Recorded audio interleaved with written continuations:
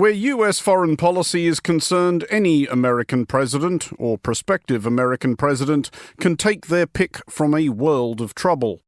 When Vice President Kamala Harris formally accepted the Democratic Party's nomination for the presidency at the Democratic National Convention in Chicago this week, she spoke at any meaningful length of only one foreign crisis: Israel's war with Hamas in Gaza. In the United States, even more than in most countries, the long Israel-Palestine imbroglio transfixes attention and arouses passion like no other non-domestic issue. After Hamas attacked Israel last October 7th, President Joe Biden's response was actually pretty nuanced, at least relative to the United States' traditional reflexive and barely conditional support for Israel.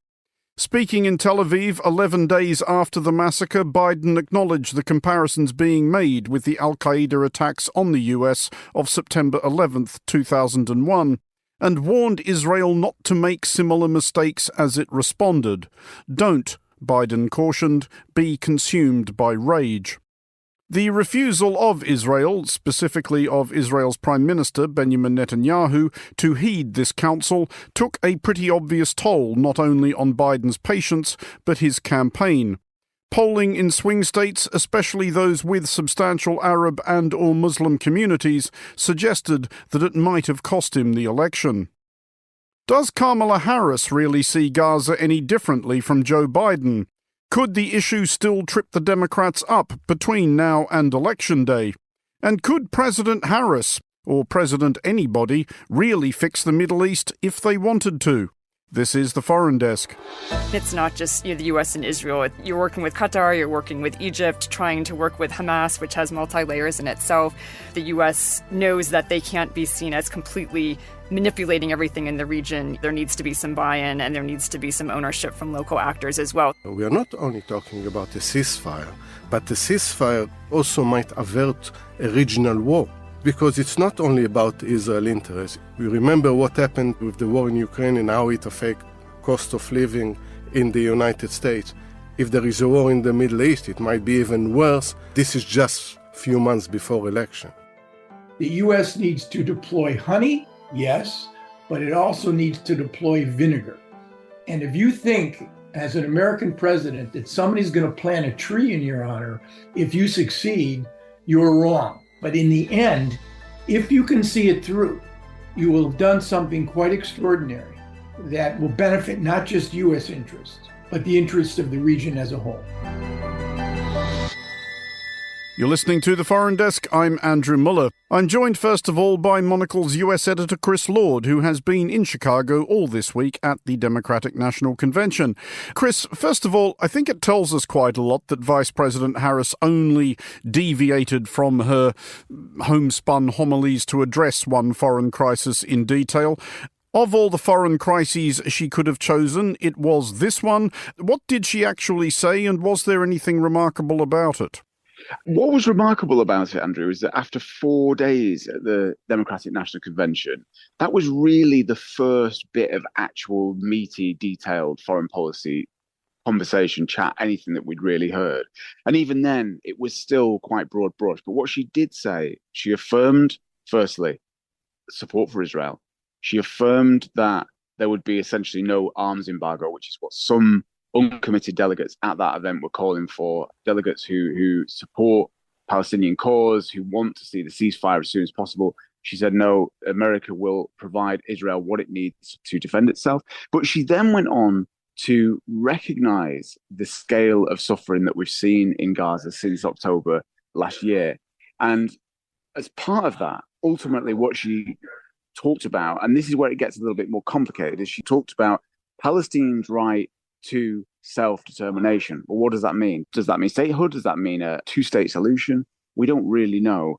It was a speech designed to paper over the cracks that are very obvious spending any time at that convention this week, but also it was mercifully some glimpse at least of foreign policy. And, frankly, Andrew, as well, I have to say, when she got onto the subject of America's role in the world, there was no question about the importance that she sees about an active America in the world, which is a distinction, obviously, from the Donald Trump of this world, but to some extent, some distinction from her boss, Joe Biden, when he came into power.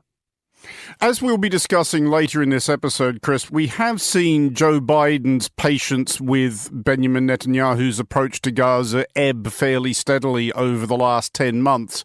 But even that much taken into account, did we perceive any distance between Harris's views on this and Biden's views on this?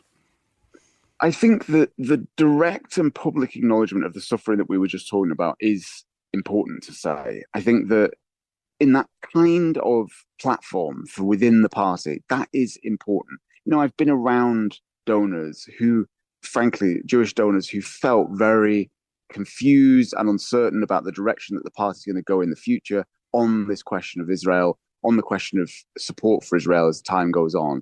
I think this was a speech to try and, frankly, appease everybody. But at the same time, I think in terms of what this means with regards to Netanyahu, I think she underlined the point that they're working hard to get a ceasefire. They're working hard to get the hostages home.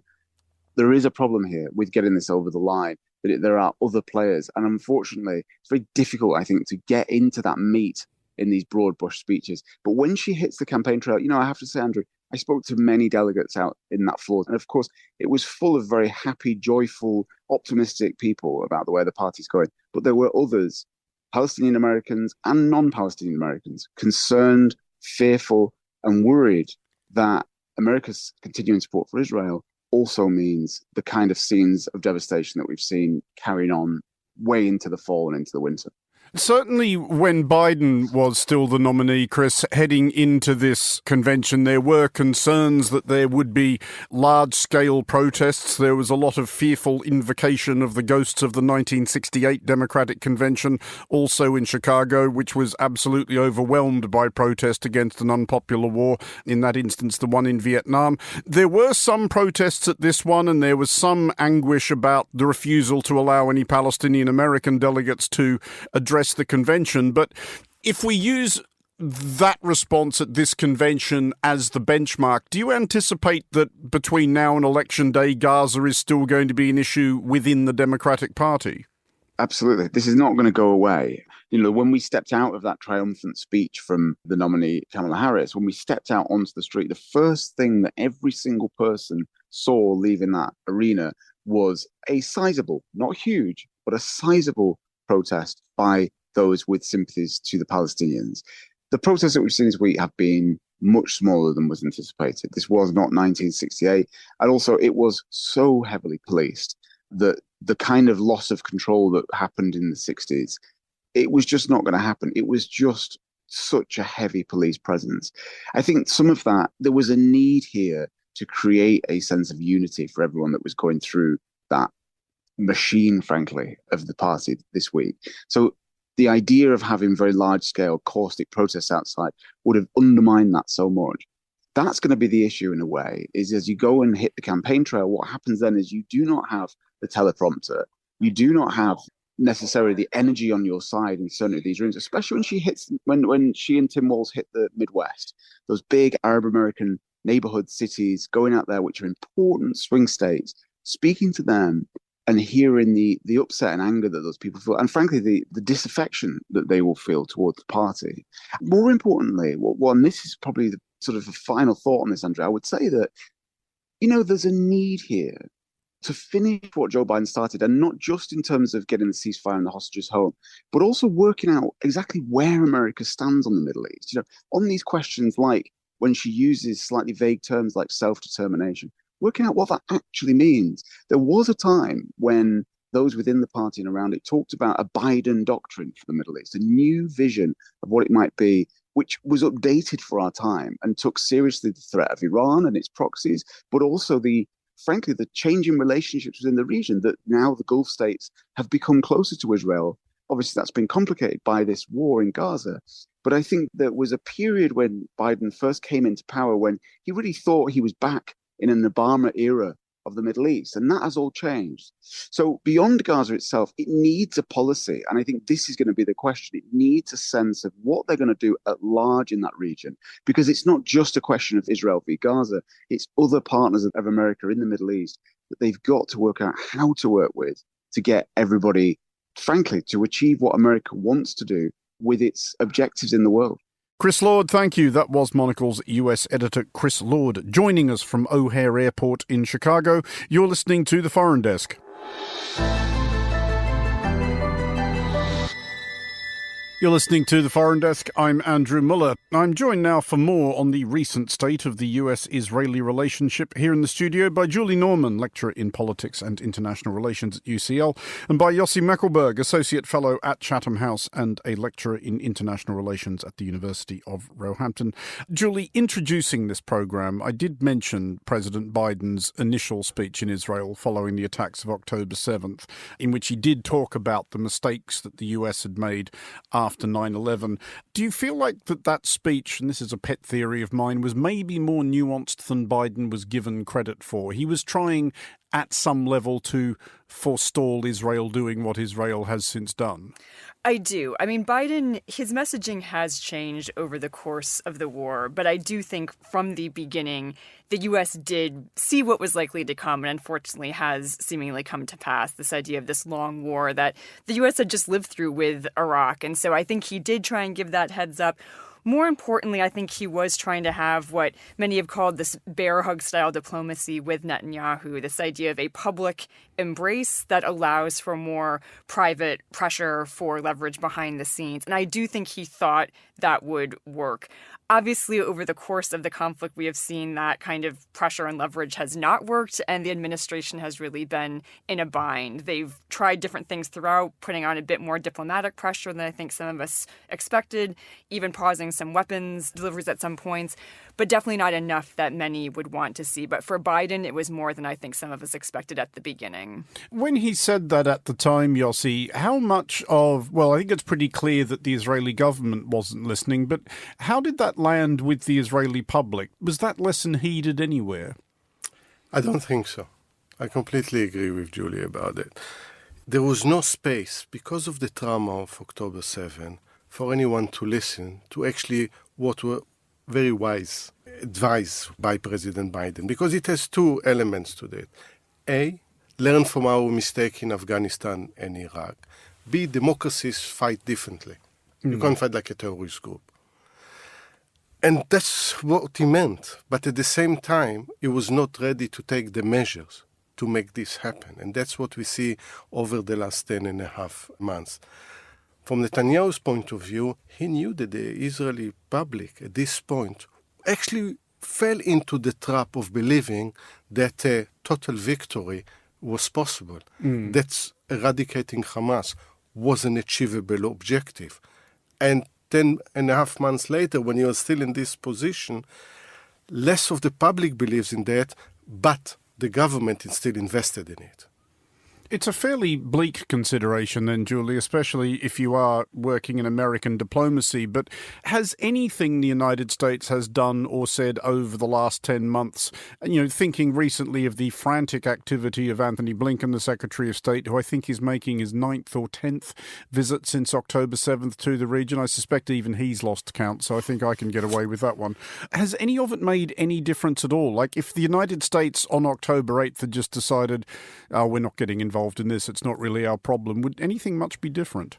From the outside, it looks like not, and I think many are rightly critical of the U.S. But when you actually talk to people in Israel, they say, yes, in fact, the U.S. did influence a lot of the decisions. A few that come to mind, early in the war, there were many in Israel who were pushing for a preemptive strike on Hezbollah in Lebanon. Obviously, that border has been increasingly tense, increasing escalations. We might still see a larger war there, but U.S. pressure at the beginning did seem to rein back any movement in that regard. Secondly, when the operation into Rafah was being discussed, U.S. pressure did make Israel have to respond to some kind of plan, set up a humanitarian zone. Obviously, that forced movement of civilians is seen as abhorrent to many internationally, but the U.S. pressure is what even made that humanitarian zone something that was necessary to come into force before the Rafah operation. So I think we can see some moderations because of the U.S. pressure, but they are things that, again, to Palestinians, to most internationals watching the conflict play out, are too little, and they would like to have seen more U.S. leverage used throughout. It's a question I think is always interesting, Yossi, the degree to which relationships between individuals can shape relationships between nations. It's fairly clear, I think I'm safe in saying, that Joe Biden and Benjamin Netanyahu have no great regard for each other. But has that been a factor at all in the way that this has played out? I don't think so. The American influence on Netanyahu is marginal. But if we look about, that Israel is in Gaza, insisting on remaining in the Philadelphia corridor, the Netzarim corridor. There is a conventional wisdom, Yossi, which you will be familiar with, and it's certainly been the conventional wisdom advocated by Biden's critics, that Israel will only do what it's allowed to do by the United States. I think there's a misunderstanding that Israel does have ideas of its own, and there's only so much even America can do. But on the other hand, I think in this case it's the tail that wags the dog. And we see that when, for instance, Netanyahu get an invite from Congress and is allowed to say whatever he wants to say, and probably 50-60% of it was far from being accurate, he can get away with it. Talking about suspending some of the ammunition, but this passed. Talking about, if you look at settler violence, it continues with the response from the United States is very mild. The kind of sanctions that were put or not on the most senior of the settlers. We see in the negotiation, yes, this is the 9th visit by Blinken, but where are the results there in putting pressure that actually a ceasefire is going to take place? Bear in mind that now that the public in Israel changed its opinion and they think that releasing the hostages should be the main priority, you would expect that the United States and the Biden administration will tune into this in public opinion in Israel and exert more pressure. I don't see that. Julie, do you think then President Biden has also perhaps been mindful of not wishing to make himself, or indeed the office he inhabits, look impotent and ridiculous? Because if he did come out and issue the kind of thunderous declarations that his critics are demanding and Israel just carried on anyway, he would end up looking fairly absurd.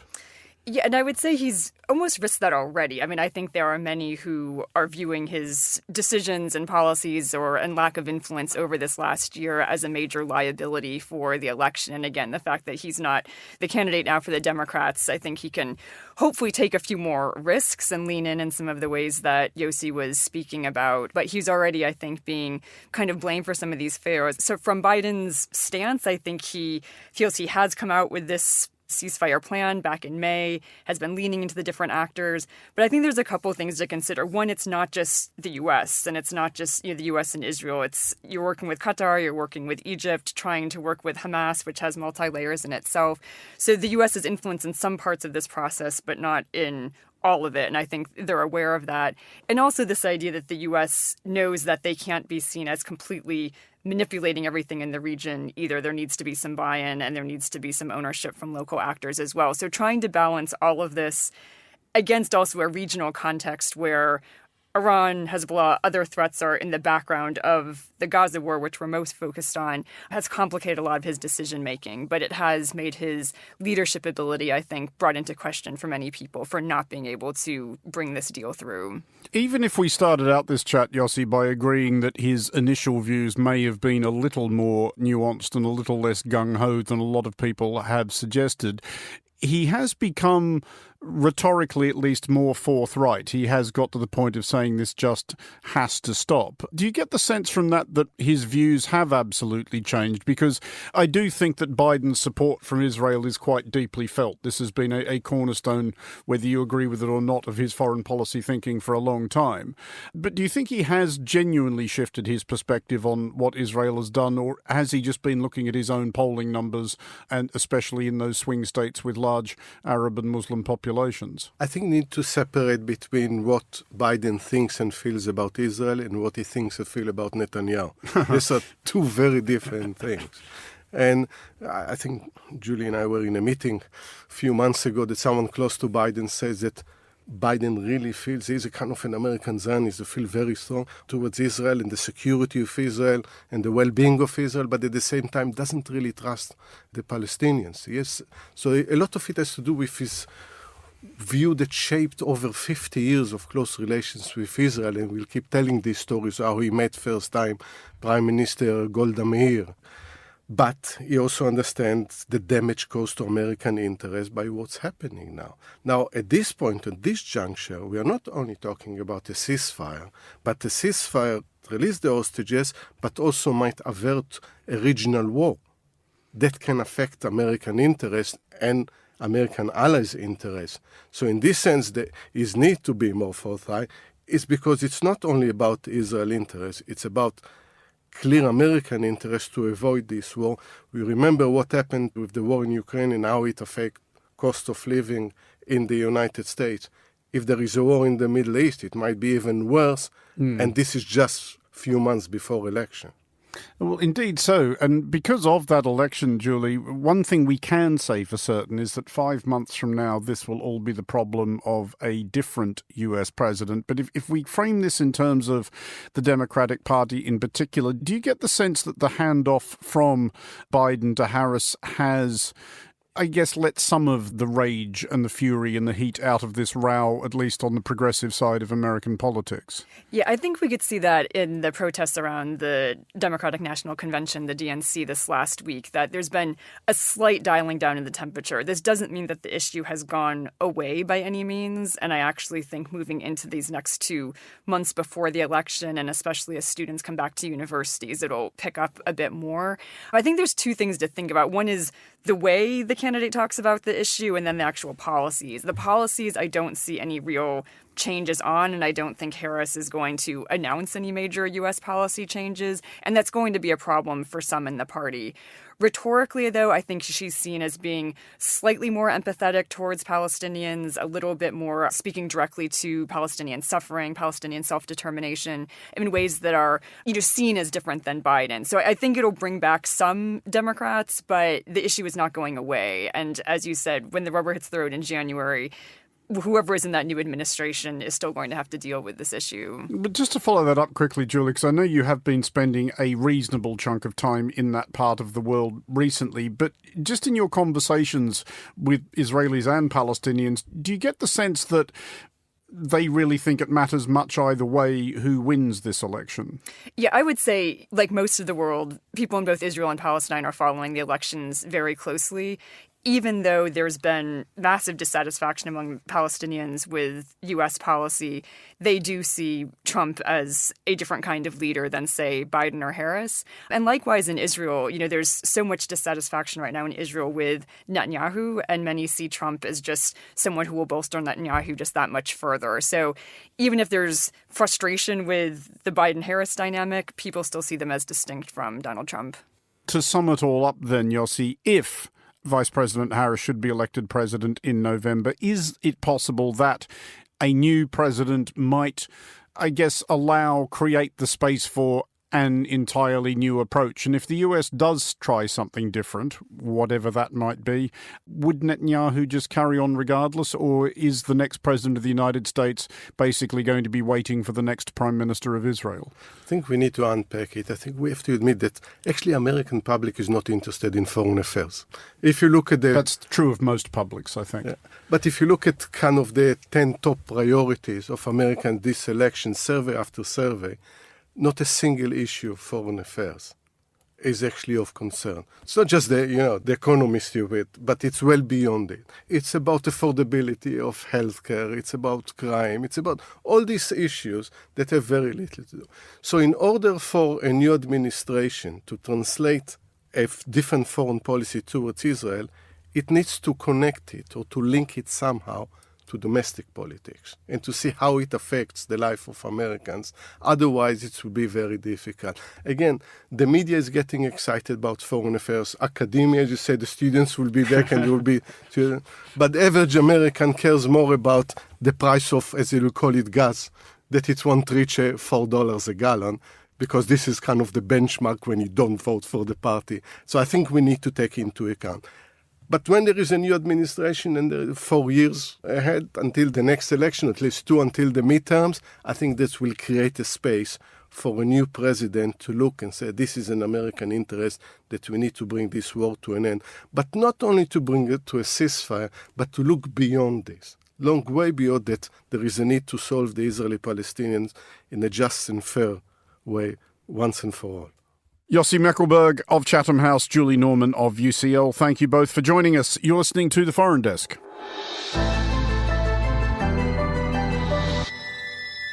This is The Foreign Desk with me, Andrew Mueller. It is surely and appropriately to the location the holy grail of diplomacy, a just, equitable and above all peaceful settlement to the Israel-Palestine question. Seriously, they'd not only give you the next 3 Nobel Prizes for peace, but rename it in your honour. But is this feat actually doable, even by the finest diplomatic minds of Earth's most powerful nation? Many have tried, among them our next guest, Aaron David Miller, Senior Fellow at the Carnegie Endowment for International Peace and former negotiator and advisor to the US State Department on Arab-Israeli negotiations. Aaron, let's start with a very broad question then, which is, if the Israel-Palestine thing can be fixed, which is arguably a pretty big if, does it need the involvement of the United States to fix it? If you're talking about the broader issue of how to find a pathway to an Israeli-Palestinian peace, I think, yes, a third party will be necessary. And when the United States has managed to use its relationships with both Israeli Arab states and Palestinians, it can actually achieve some success. That's rare, however. And it's rare in large part because American influence and policy when it comes to this conflict is constrained by one basic reality, that unless key leaders, and I use the word loosely these days, are willing and able to make the kinds of decisions that get negotiations to the point where bridging proposals and confidence-building measures and economic and military support, which is a part of every successful peace package the United States has negotiated, it's the leaders that make the American role possible. Without that, without leaders who are masters of their politics, not prisoners of their ideologies, the chances for success, you're watching it play out now, in the 11th month of this war. You do not have in Benjamin Netanyahu and Yahya Sinwar, the key Palestinian Hamas decision maker, the kind of urgency or strategy that would allow for a negotiation to actually succeed. And we've got a half a century of empirical data to support it. It is simply impossible for the United States to play a role as anything other than a manager or perhaps a facilitator, but as a broker, a serious mediator to actually broker agreements, that requires leadership on the part of the parties, and you do not have that anywhere today. Does the United States, though, not still have the clout to dictate terms? The reason I ask is that I was discussing this earlier this year with a very senior European politician. This was an off-record conversation, but he did say somewhat exasperatedly, the only way this gets fixed is if at some point a president of the United States sits down with all parties concerned and just tells them this is what is going to happen. I will not be taking questions. I mean, with all due respect to your interlocutor and to the countless numbers of European negotiators, politicians, and analysts that I've dealt with over the course of the last 30 or 40 years, that judgment not only fails to understand American domestic politics, it isn't a realistic prescription for how the international community behaves under any circumstances. Name me one conflict in which an external party, whether it's the UN, the G7, the International Court of Justice, the ICC, the United States, summoned the parties together and dictated the terms of a settlement.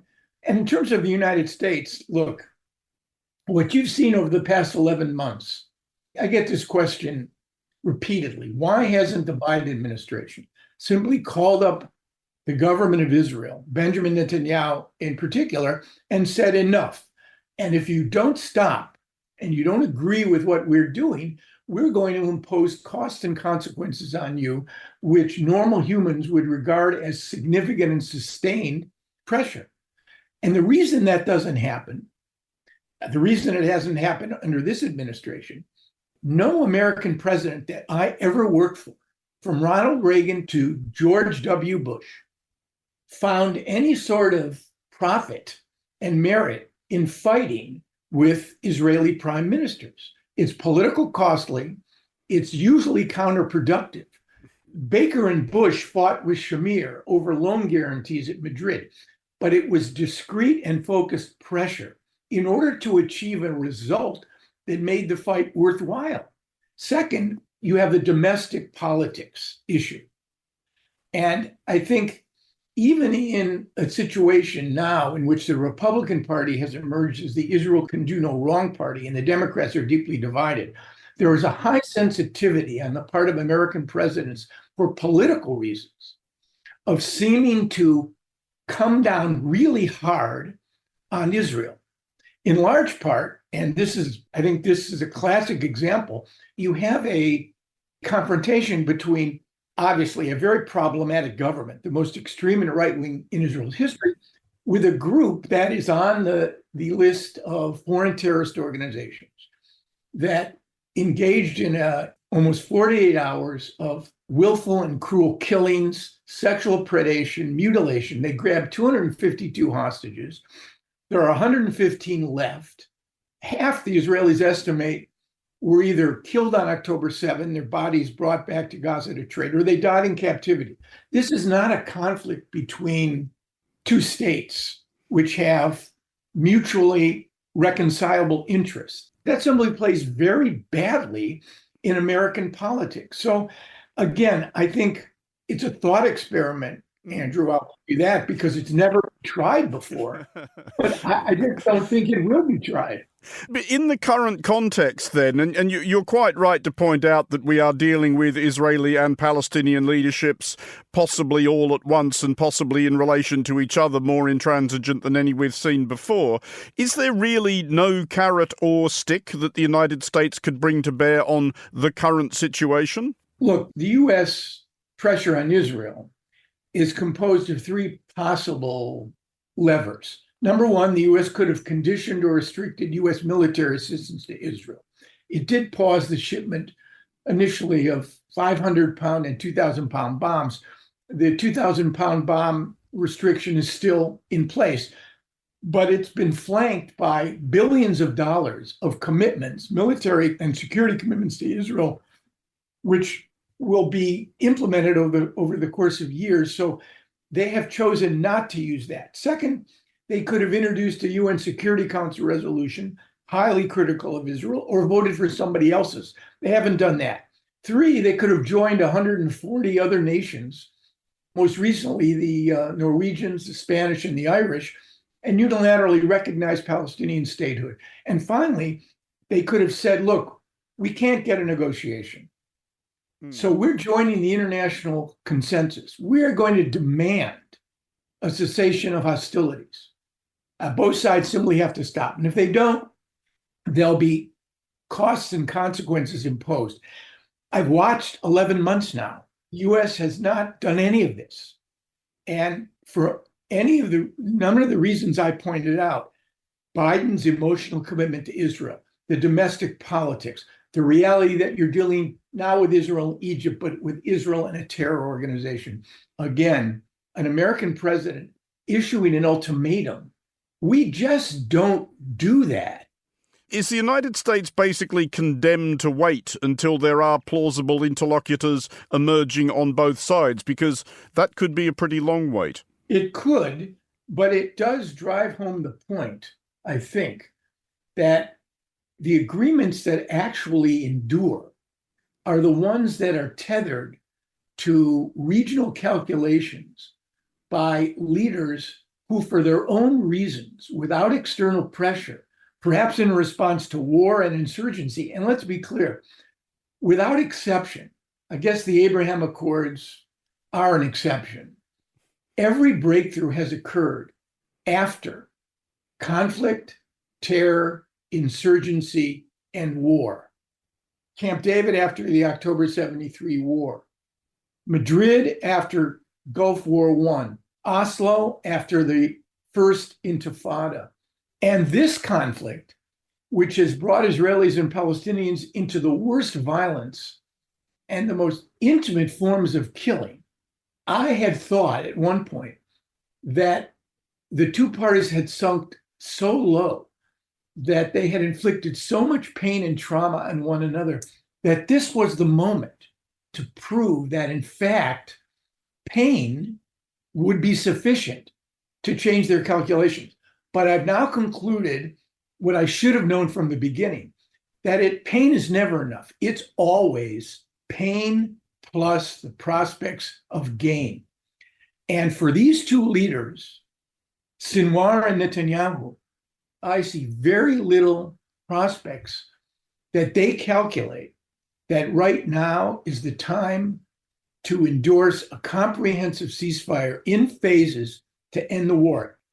With these two leaders, their end states are irreconcilable. Hamas will not release the 50 remaining male prisoners unless the Israeli government agrees to a permanent cessation of hostilities, a withdrawal of Israeli forces from Gaza, and the release of thousands of Palestinian prisoners. And Netanyahu, for his own political reasons, on trial for robbery, fraud, and breach of trust in the Jerusalem District Court, 4 years running, he must remain in power. And that means keeping this conflict at some level going. Going back to your long experience in working on agreements and treaties between Israel and its Arab nations, was there ever a moment that you recall thinking of as an especially optimistic one, where you thought, we could actually get this done, we might nearly be there? When it comes to final status, that is, choosing my words very carefully here, a conflict-ending solution, the answer is no. Even at the last empowered effort on the part of three leaders, Bill Clinton, Yasser Arafat, and Ehud Barak, at Camp David in July of 2000, which in my judgment was the last serious effort by three empowered leaders to solve the conflict. No, I think that, and I should have argued this at the time, and I've written about it, when Bill Clinton went around the room during the second briefing and asked the 12 people at the table as to whether or not it was the right decision to go to Camp David. The invitations had been issued, so this was more or less a thought experiment. Everyone said more or less the same thing. Mr. President, you care about this issue. Ehud Barak is risk ready. Yasser Arafat is an empowered leader. He has concerns, but yes, because if you don't go and try, you're going to end up with violence. I said exactly the same thing as Secretary of State said, the National Security Advisor said, my colleague said, while knowing that the gaps between Arafat and Barak were as wide as the Grand Canyon, and that Clinton, however determined he may have been, and he was, to his credit, he was not prepared, nor were the parties prepared to receive the kinds of bridging proposals that would have been necessary in order to close the 4 or 5 core issues: border security, refugees in Jerusalem, and 5 to end the conflict. So the answer on Israeli-Palestinian peace, no. The sun, the moon, and the stars, in my judgment, lo these many years, have never come together. Leaders who are risk-ready and willing to act, and a third party, to quote the words of the late Sam Lewis, former U.S. ambassador to Israel, the U.S. needs to deploy honey, yes, but it also needs to deploy vinegar. And if you think, as an American president, that somebody's going to plant a tree in your honor, if you succeed, you're wrong. You're going to be hammered by both sides, by the politics in the United States. But in the end, if you can see it through, you will have done something quite extraordinary that will benefit not just U.S. interests, but the interests of the region as a whole. Aaron David Miller, former State Department negotiator, thank you very much for joining us here on the Foreign Desk on Monocle Radio. That's it for this episode of The Foreign Desk. We'll be back next week, and look out for The Foreign Desk Explainer, available every Wednesday. The Foreign Desk was produced by Chris Chermak and Christy O'Grady. Christy also produces The Foreign Desk Explainer. To contact the Foreign Desk team, you can email Chris at cc@monocle.com, and don't forget to subscribe to Monocle Magazine and to our free daily email bulletins by heading to our website at monocle.com. From me, Andrew Mueller, thank you very much for listening. Until next time, goodbye.